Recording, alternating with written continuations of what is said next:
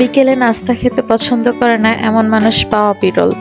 তো সেদিন আমি বানিয়েছিলাম আটা এবং আলু দিয়ে একটি মজার নাস্তা।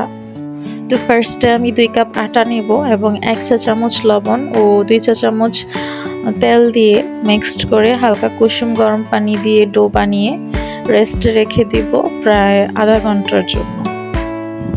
তারপর কড়াইয়ে সামান্য পরিমাণ তেল দিয়ে পেঁয়াজ, কাঁচামরিচ এবং হালকা লবণ দিয়ে সামান্য ভেজে নিব যতক্ষণ না পেঁয়াজটা ভাজা ভাজা হচ্ছে।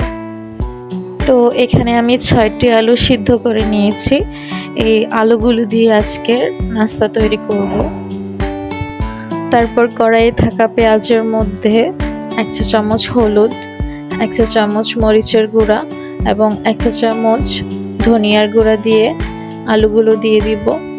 এরপর আলুগুলো ভেঙে ম্যাশড করে নিব এবং একসাথে সবগুলো আলু মিক্সড করে নিব পেঁয়াজের সাথে এবং মশলার সাথে মিশিয়ে নিব সুন্দর করে। এই তো দেখছেন আমার মেশানো প্রায় হয়ে গিয়েছে। শেষে ধনিয়া পাতা দিয়ে উঠিয়ে নিয়েছি এবং সামান্য কালো জিরেও দিয়েছিলাম। তারপর রেস্টে থাকা আটার ডোটাকে আমি লেচি বানিয়ে নিয়েছি ছোট ছোট করে, প্রায় 10টি লেচির মতো হয়েছে। এরপর এভাবে রুটির মতো বেলে নিব। তারপর ওই আলুর পুরটা দিয়ে সুন্দর করে দুপাশ থেকে ভেঙে এরপর ওই পাশটা এভাবে ভেঙে দিব, ভেঙে একসাথে লাগিয়ে নিব। এরপর এরকম একটা শেপ আসবে। এরপর আবার বেলে নিব সুন্দর করে। এরপর কড়াইয়ে তেল দিয়ে এপিট ওপিট সুন্দর করে ভেজে নিব।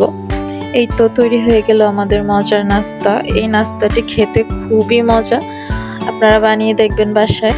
আশা করি আপনাদের কাছে ভালো লাগবে। যদি ভিডিওটি ভালো লেগে থাকে তাহলে একটি লাইক ও সাবস্ক্রাইব করে পাশে থাকবেন। আল্লাহ হাফেজ, ভালো থাকবেন সবাই।